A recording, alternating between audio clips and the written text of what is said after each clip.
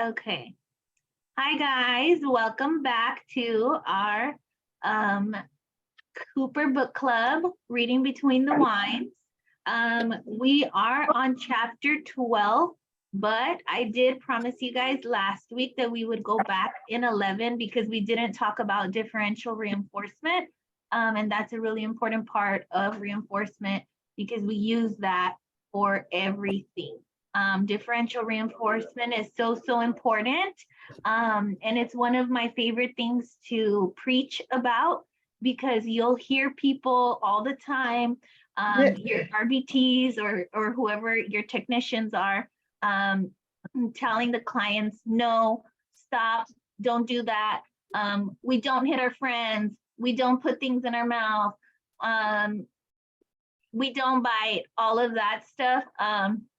And it's not really helpful because you are not providing them with a what to do, like, okay, you're reprimanding them, you're providing them with a reprimand, but you're not giving them an alternative or providing them with a teaching opportunity. So it's one of my like most cringy things. And it's funny because my technicians know that that's like one of my pet peeves, that they'll like catch themselves. They're like, oh, sorry. And I'm like, well, okay. And I'll challenge them. I'm like, okay, well, what could you say instead? So an example can be,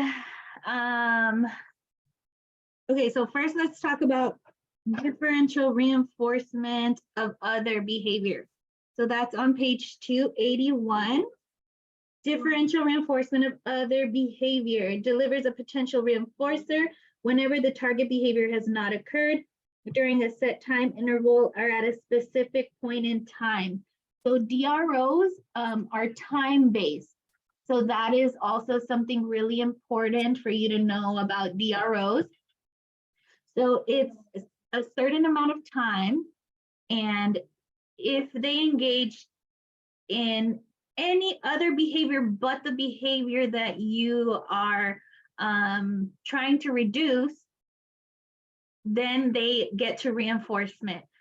So I always give the example of a DRO that I have done with a client that is for reducing the hand flapping stereotypy because parents wanted to target that. And so what we did is we gave the client a bracelet and we set intervals. So you have, let's say 5 seconds on with a 30-second reinforcement. So they put the bracelet on, they're like, okay, when you have your bracelet on, that means you need to have a calm body, or whatever the SD is.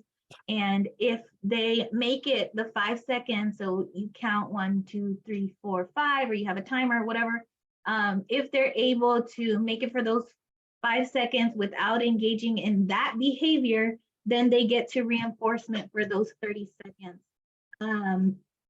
One of the bad things about DRO, which you guys probably know and have studied, is that sometimes you might accidentally be reinforcing another maladaptive behavior because you're not targeting that at that moment.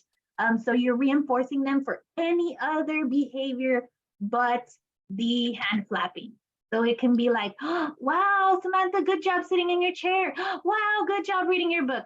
Wow, good job slapping your friend. Or something like that. So that's why they say like DROs are like, oh, sometimes you can accidentally reinforce, or maybe I won't say good job slapping your friend, but she'll still get reinforcement after the 5 seconds because she didn't engage in the flapping. So that's why people say like, oh, be careful with DROs because sometimes you might accidentally reinforce another maladaptive behavior. But they do go in time intervals. So just so you guys know to keep that in mind for DRO. Minimum of 5 phases, A, B, C, and BC.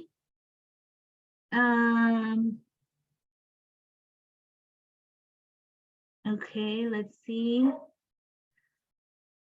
Okay, and so what happens, what happens if they, if Samantha does engage in hand flapping during my 5 seconds? What's gonna happen? Is she going to get to her 30-second reinforcement time? She won't. No, she won't. So what I do in my procedure is I'll say, okay, if she engages in the hand flapping, then we're gonna pause her timer, and then we're going to reset. We're gonna say, hey, Sam, remember when we have our bracelet on, we need to have a calm body. And then she's like, okay. So this time she makes it 1, 2, 3, 4, 5. Nice job, Sam. You did it. You get your 30 seconds of spinning in circles, if that's what she loves to do. But we typically do 5 in a row, and you always want to make sure that you run them back to back. So that's another mistake that I see my technicians do, is they're like, oh, I'm going to work on the DRO. And so they'll do the 5 seconds one time, and then they'll go and do something else. That's not what a DRO is. You have to actually sit there and do it for, like it's saying here, the minimum of 5 phases. So that's what they mean by that, just making sure that you're doing all of the trials and not just doing one and being like, okay, did my DRO. You have to do them all consecutively. So eventually the goal is to increase the time. So we're gonna shape the behavior from her not flapping to 5 seconds to her not flapping for 10 seconds, her not flapping for 30 seconds, or 40 seconds, and then eventually to what the end goal is for parents is, let's say at church. They're like, we just don't want her to flap at church. So then she has already mastered enough of the phases or whatever that now she understands that the bracelet means no flapping. So mom can say, okay, whenever we're at church, no flapping. And then if she makes it the whole duration of church, then she gets her grand prize or whatever. So that's the end goal. If that's what a DRO looks like, making sure that it's trial by those minimum of 5 trials and using that time. Anybody have any questions or anything to add on DRO?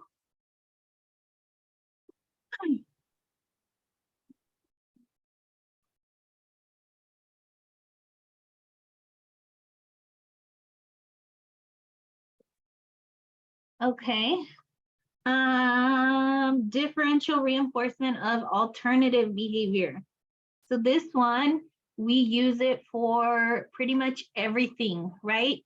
So who can give me an example of a differential reinforcement of alternative behavior? Let's say Samantha likes to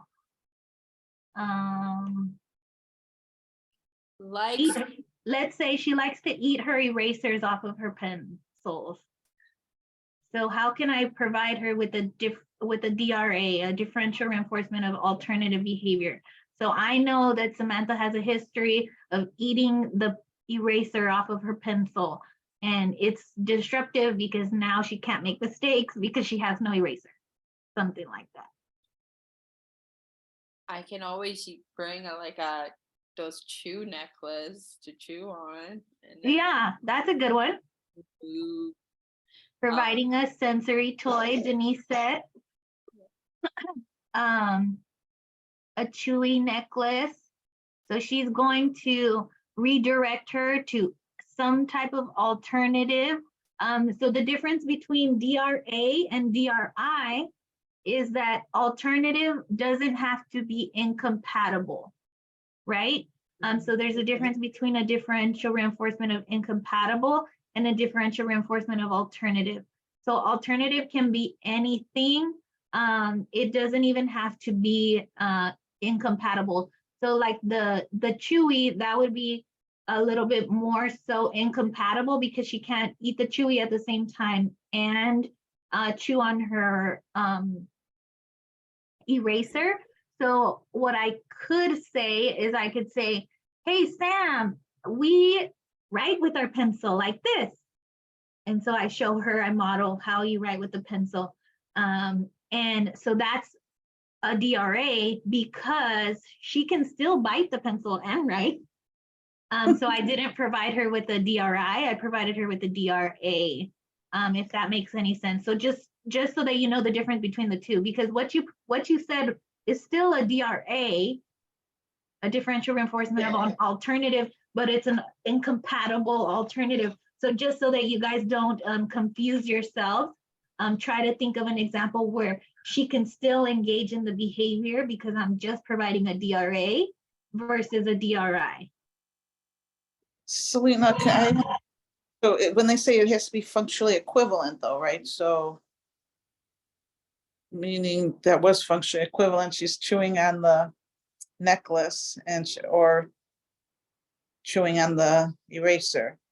They're both functioning as the same behavior, chewing, but is it the behavior of writing? I guess that's where I'm confused with this one. Okay, where does it say? Well, of course, they all have to be functionally equivalent. So ethically is what Olga is saying. So when you're providing differential reinforcement, you're basically using kind of like extinction in a way sometimes. So if you are, then what she's saying is you always want to make sure you provide them with something that's functionally equivalent.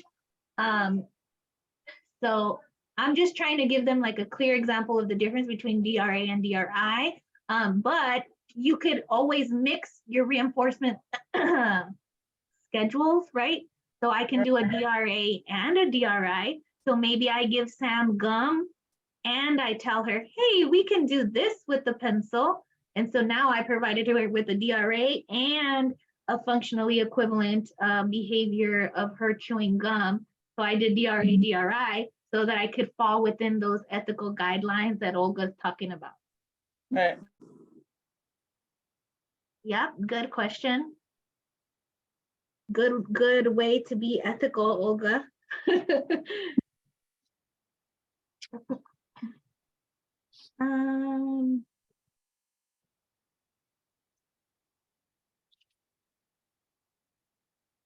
Okay, and then we already talked about using reinforcement effectively.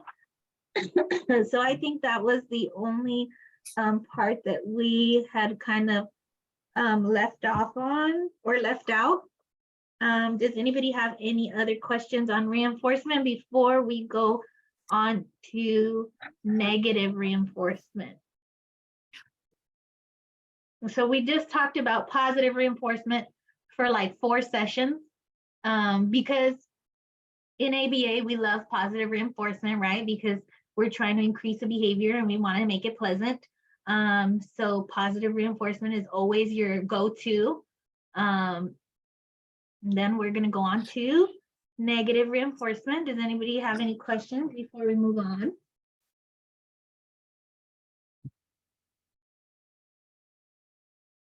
You guys like how I have my champagne in this little... I was wondering what was that. I was like, that must look really good. And I realized it's a mug. I was like, yeah, so that I look all warm and cozy, but really it's just champagne. Okay, let's go on to negative reinforcement then, if nobody has any questions about positive reinforcement. Oh, I've seen NCR. Can you please explain it a little? Yes, NCR is non-contingent reinforcement. So non-contingent reinforcement is going to be, we use NCR a lot. So for example, a client who is attention seeking. So he engages in a lot of maladaptive behaviors for attention seeking reasons. Then you might put him on an NCR of attention. So if I know that he screams every 5 minutes to get attention, then I'm going to, as a BCBA or as a clinician, I'm going to say, okay, I have observed that every 5 minutes, he screams out for attention. So let's put him on an NCR, and you want to go less than what it usually takes for him to engage in the behavior. So then I might do like a 3-minute NCR. So every 3 minutes, I'm going to have my technicians provide him with high levels of attention, like, or something like that. Just be like, look in his face every 3 minutes, so that I can reduce that behavior of him screaming out every 5 minutes for attention. Okay. Another example of NCR can be like vocal stereotypy. So I had an example where client would engage in high levels of vocal stereotypy in the form of singing that was really disruptive to her learning. So anytime, really for anything, if you place the demand, or if she was just by herself, or if, I don't know, let's say it had multiple functions, just singing all day long. You can't ask her to do anything because she's just singing. And so then we noticed that if we play music, let's say like some soft classical music, every 5 minutes for 5 minutes, then her singing went down or something like that. So when you're writing your goal, you would initially collect the data on the singing. So I'm going to take a baseline first. I want to see how much she engages in the singing. And this is where you have to put your BCBA hat on, and you're like, okay, how am I going to collect the data for this singing? Because she engages in this behavior at high levels, then it's going to be really hard for me to tell the technician to collect frequency, right? That would make no sense, because they would just be sitting there staring at her like click, click, click, click, click, click, click. And it would be impossible to collect that data, and they wouldn't be able to do anything else. And so that's what a lot of the questions on the exam are as well. It's like, okay, which data collection method would you use for this situation or something like that? So you might want to use some type of time sample, right? Like a momentary, partial, or whole, depending on how often the singing occurs, which is another chapter, so I don't want to get you guys too confused. But yeah, so that's what an NCR would look like, where we're just going to give them reinforcement, not contingent on anything. So whether she engages in the singing or not, she's still going to get music every 5 minutes, if that makes sense. Okay. Hello, Kanisha. Welcome. Hi, Welcome to the club. thank you. Where are you joining us from? Texas. Oh, okay, another Texas. Me too. I'm in Houston.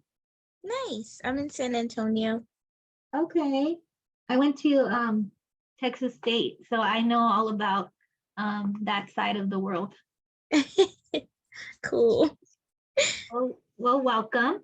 Okay, so we're about to go into chapter 12. We were just going over some stuff that we left off from chapter 11, which was positive reinforcement.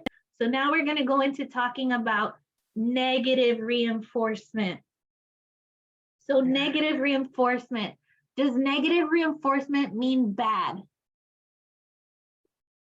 No. No, it does not. It doesn't mean bad. It doesn't mean you're bad, or we're gonna do something bad to you. It doesn't mean bad. So I always tell people, especially like technicians when they're new to the field, I always tell them to forget what you used to know about positive and negative, because people think that positive means good, negative means bad. To us, positive means that we're adding something, negative means that we're taking something away. So in positive reinforcement, we're adding a wanted stimulus to increase the likelihood of that behavior occurring in the future. negative reinforcement, and this is the one that everybody messes up on the exam or in all those mock questions. Negative reinforcement just freaks everybody out. Negative reinforcement is going to be the removal of an aversive stimulus to increase the likelihood of that behavior occurring in the future. So I always think about how they say the study notes girls, the hashtag relief, right? Like, oh, thank goodness, like I do not have to do that, or I'm out of there. So there's two different types of negative reinforcement. You have escape and avoidance. Escape and avoidance, there's two different things, but still both providing negative reinforcement. So escape and avoidance, who can tell me the difference between escape and avoidance?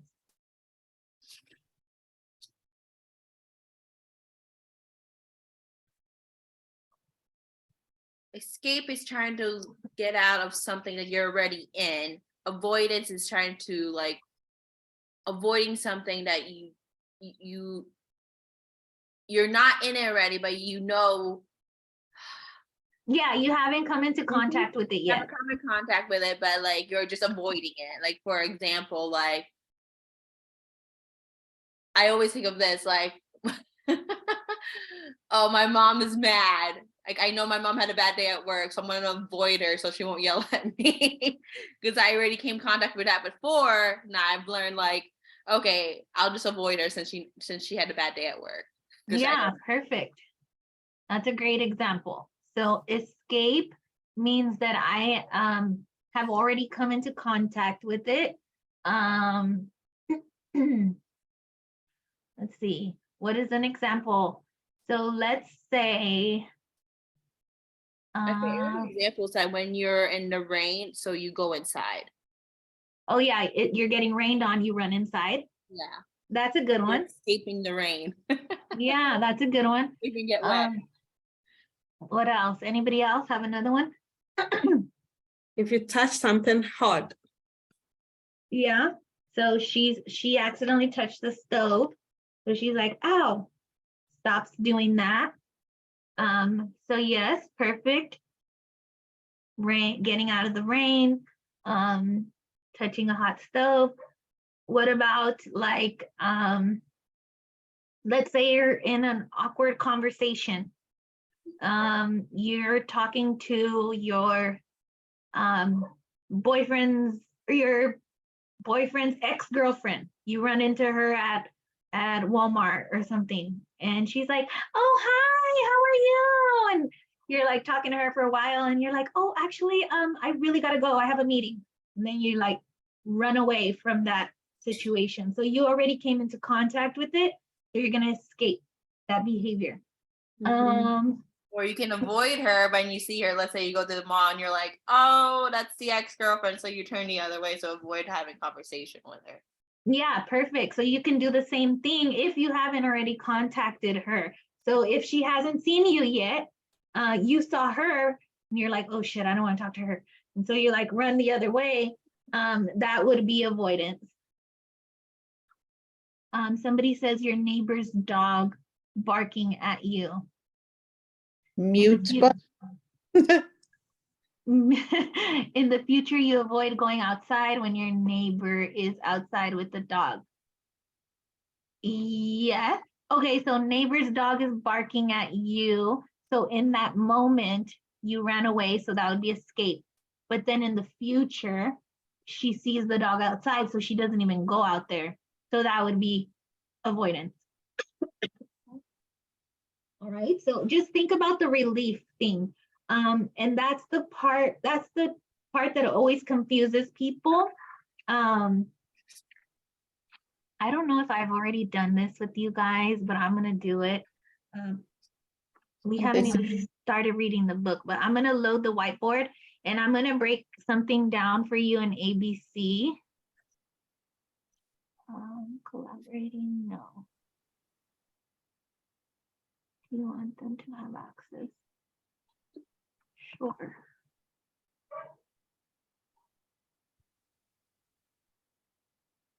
Okay, you guys can see it, right? Yes. Yeah. Yes. Okay. So let's think about the very controversial taking an aspirin scenario. Do you guys get that one confused or have people fight you about that one? Because it used to happen to me all the time. They would be like, well, he's he's taking an aspirin, so that's adding, and so then that's positive, and you know, people get all confused, and then Why they they would say that? and then they confuse you, and so you're like, I don't know how to explain this to you. So I figured it out. I know how to do it. I know how to explain it. So what you want to do for everything in your life, because now you're a behavior analyst, guess what you're gonna do?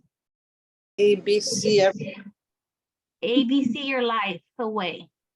So I think I've told you guys before, when my whiteboard, I like blanked out all the things that I wanted to do on it.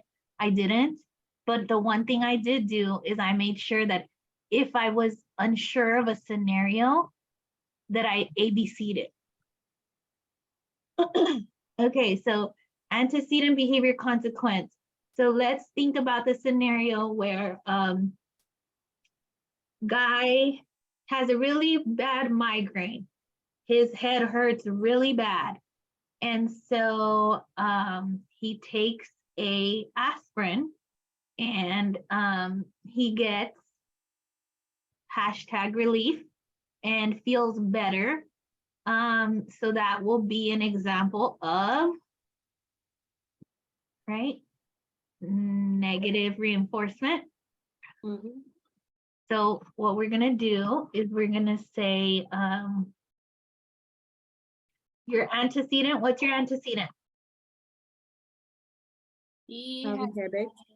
or So remember, your antecedent is an MO and an SD. So if you want to get that crazy, then we can. So let's break it down into two. So you got your MO and your SD. So what's your MO? Headache, right? Yes. So my head hurts. Okay, my head hurts really bad.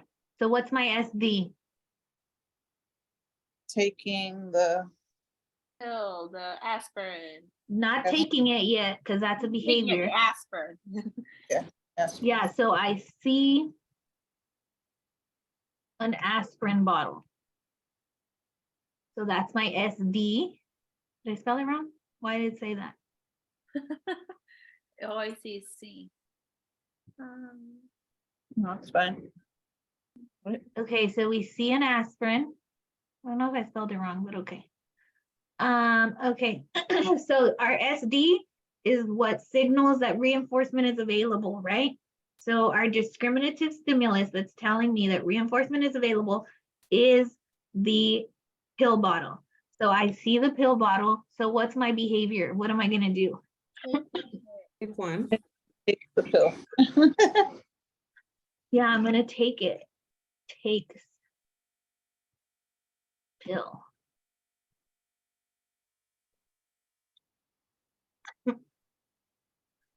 Okay, so my behavior was take pill. What's my consequence? #relief. Really? Yeah. Perfect. Headache goes away. Sorry, guys, I have a cough. Relief? How do I spell relief? REL. RELE. Oh my gosh. RELIEF. Right? Yes. R-E-L. So you left RELIEF. Oh my gosh, sorry, English is hard. My boyfriend always makes fun of me because I'm bilingual, but I tell him like, I'm just not 100% proficient in either one. I always ask my husband, can you read this to make sure I'm like understanding this right? Yeah, it's hard when you know two languages. Okay, #relief. So whenever you are trying to figure out if it's negative reinforcement or positive, you always want to look at the consequence. So what happened in the end? He got hashtag relief. So what behavior are we reinforcing? So what is he going to increase? Taking the pill anytime is headache. He's getting headache. Yes, exactly. So now in the future, in the presence of a headache, he will take an aspirin so that he can get that hashtag relief. So I hope this little scenario helped you guys to understand it a little bit better. And negative reinforcement messes a lot of people up. So make yourself your little ABC. If you want to do the MOSD to help you, then do that. And yeah, does anybody have any questions or anything to add, or was that helpful?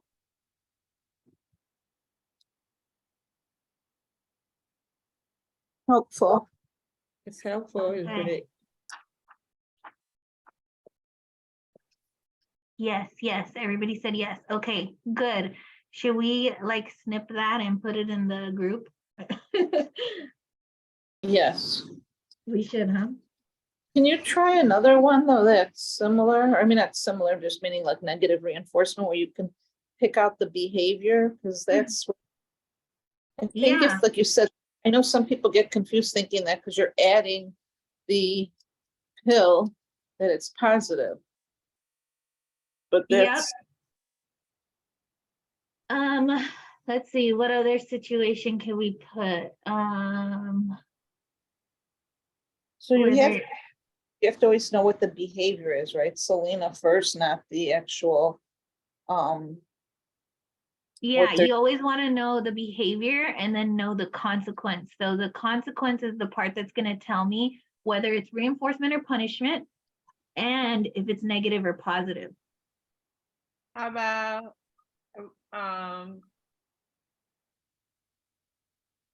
you got new shoes and it hurts, so you take it off to feel relief. I don't know. Okay.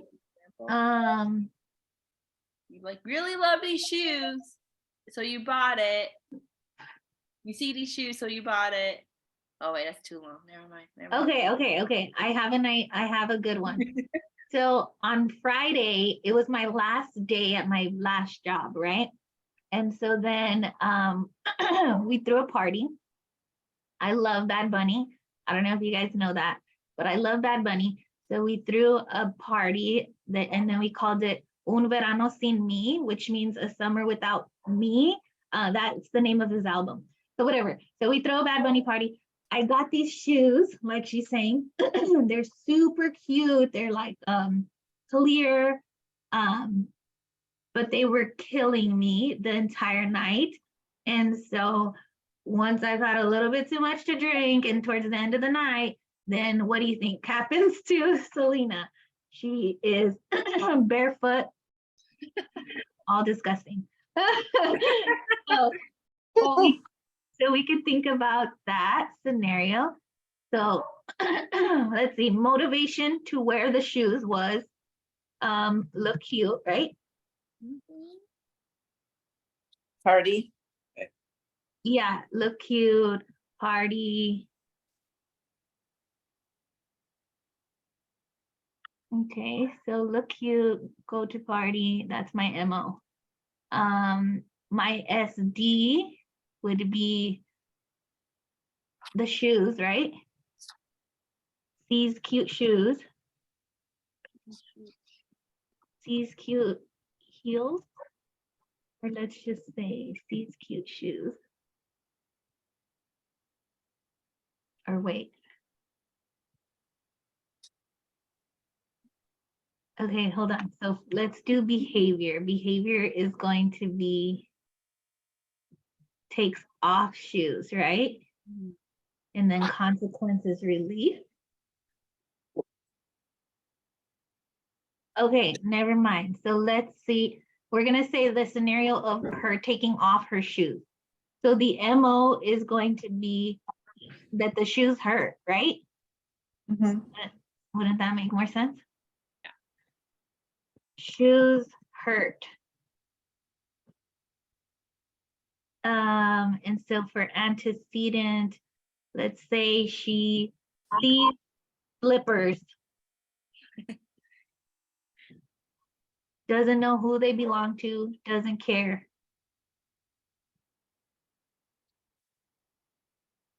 Steals some random lady's slippers. We could probably So this too, didn't really happen, okay? we could also say too, SD could be a bare, being bare feet. Takes off. I don't know. Steals slippers. And then for consequence, she hashtag relief. The word that we don't know how to spell.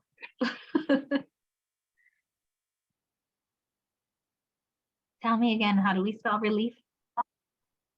RELIEF. Okay. No mo pain. No mo pain. Okay. Mhm. I don't know. Any other scenarios that you guys could think of from a mock or something that we can put? I'm just like blanking out. Oh, I know. I always give these examples to my RBTs. So I have this behavior where every time I put something in the microwave, I pull the microwave open before the sound. before the sound goes off. So we could try to do that one.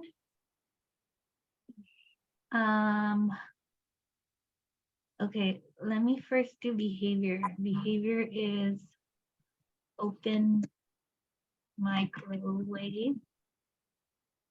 And then we don't hear the sound. It's the middle of the night. We don't want to wake our mom up. Somebody said, does negative reinforcement always have to do with pain or something unpleasant? Yes, because we're removing, it's the removal of an aversive stimulus It to causes get that hashtag relief. That's a good question. Okay, so antecedent or my SD is timer on 10 seconds or something like that, right? My MO is don't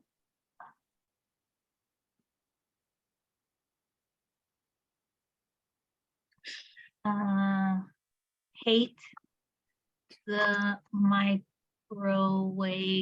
sound.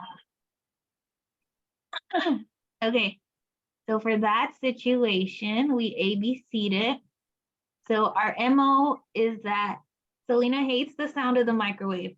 So when she antecedent, the timer is counting down and it's on 10 seconds. So boom, I engage in a behavior. I open the microwave and then I get that hashtag relief where I don't hear the sound. Also, they also give the example of like when you're studying, let's say you're studying the task list and you're like, oh, I'm like proficient on philosophical underpinnings. I got that one at 100%. I can explain it. I can give scenarios. I can pass the exam on that specific section. So I can highlight that task list item and check it off. So that can be another example. So like a to-do list? Like you did. Yeah, something new so and- it's reinforcing to be checking them off like, whew, almost there, whew, almost there. What about when you pass the exam? That'll be hashtag relief because you finally checked that off your list. Should we try to ABC the exam?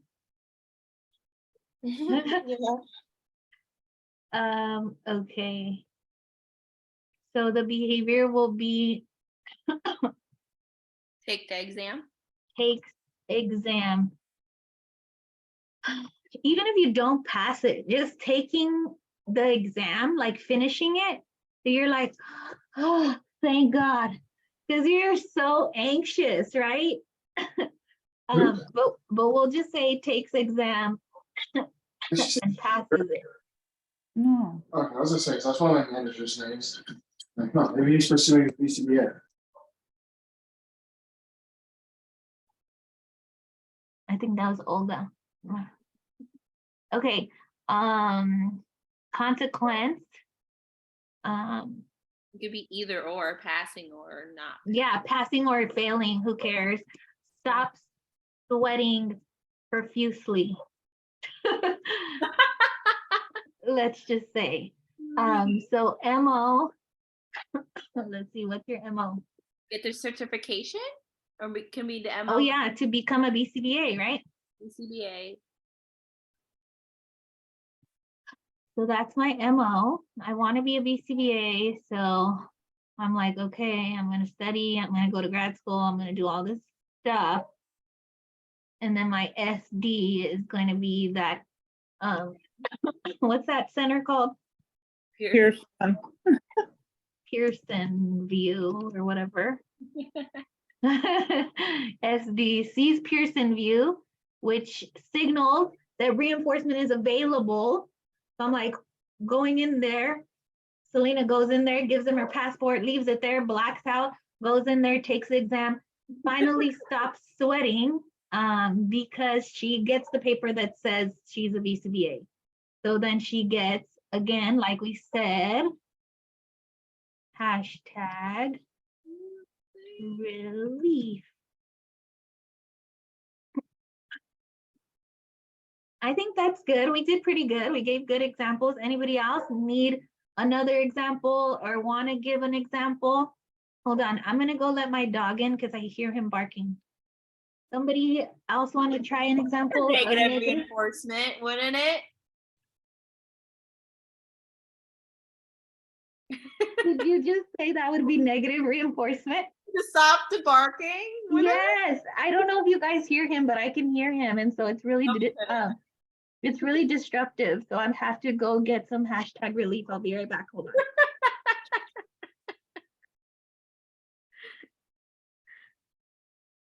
What baby girl?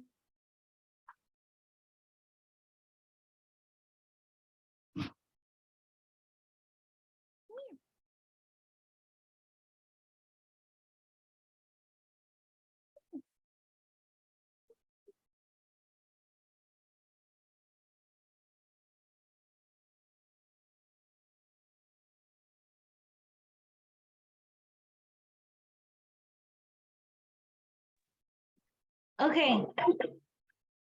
Oh, sorry guys. Yeah, he was in his kennel because I wanted him to be quiet, but I guess he didn't like that, and so he's been barking the entire time.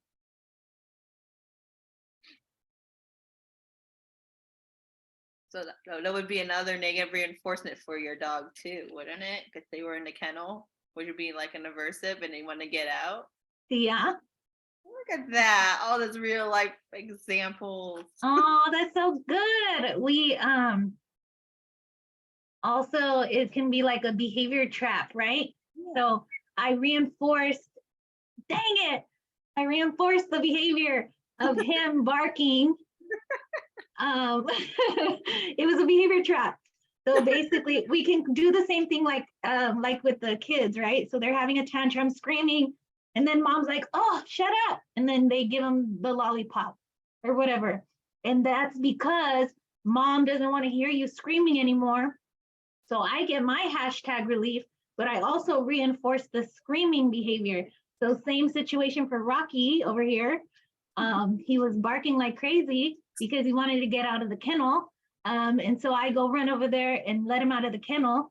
So I reinforce the behavior. So now in the future, Most likely. whenever he wants to get out of the kennel, he knows that if I just bark and bark and bark and never stop, my mom's eventually going to get annoyed and come and let me out. So yes, that was beautiful. That was perfect. It's like the situation where the parents give the kids candy at the store because the kids just nag, and they want to just shut them up. So they give them the, Seriously, Rocky, I think he wants water. Hold on. So he knows that he just yells at me enough. I'll do it. But yeah, although you're like negatively reinforcing yourself, not the kid. I feel like the kid would be like, Yeah, you're negatively reinforcing yourself, but I'm positively. reinforcing the kid because you're like, giving, yeah, you're giving them. Because he wanted water. well, the kid I wanted candy. No, the kid Mom wa- wanted water. Like, wait. I love that. I love that we had that situation and that you guys just called me out for reinforcing Rocky's It's okay. I do it. My dog does it to me too. maladaptive behavior. Somebody said, please, when you have time, can you explain behavior momentum versus high P? Yes, I can. We'll pause the video in 2 minutes and then I'll do that. I feel like we went off of the Cooper book, so let's ring it back in and then we'll pause the recording. We got too into it, huh? Well, at least it was fun. And I helped you guys to break negative reinforcement down into ABC because that is the hardest one on the test. For RBTs as well, they'll always miss those because it's like, oh, well, he took the pill, so that must be positive, right? And it's like, watch yourself, be very careful before you say that, break it into ABC. So even if it's an easy scenario that you know, you're like, oh, I know this is reinforcement. You're like, I know this is positive reinforcement. Even so, write it in ABC just so you can be 100% clear. I don't know if anybody's ever told you guys that, but that really helped me a lot on my exam. I ABC'd everything.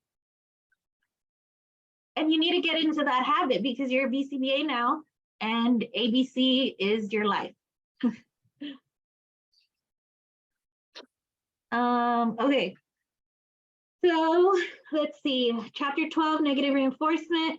We're going to go into B4, which is define and provide examples of positive and negative reinforcement contingencies. So that we kind of already did. And then section G, behavior change procedures, using positive and negative reinforcement to strengthen behavior. So just putting on your BCBA hat and knowing when it is appropriate to use positive reinforcement versus negative reinforcement and all of that. Positive versus negative, we know that it is plus or minus.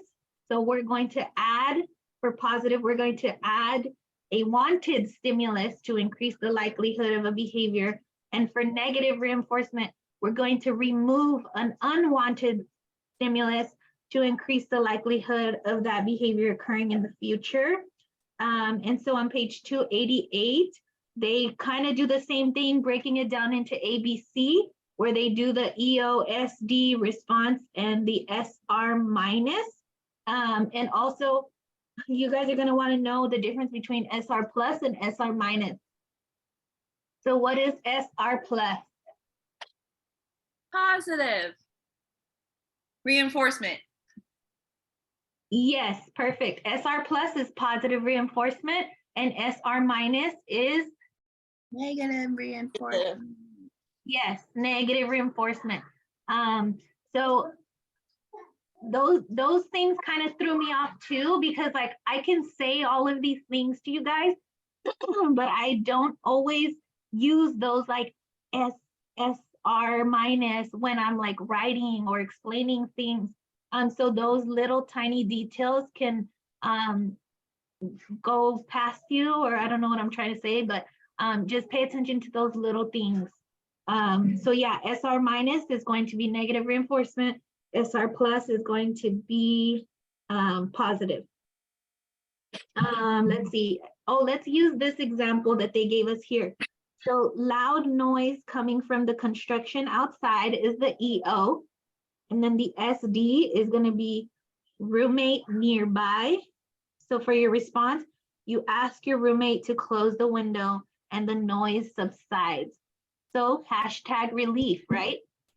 Even though you had to use another person, so that one was socially mediated reinforcement, right? Because I asked somebody else to do it for me, but I still got that negative reinforcement.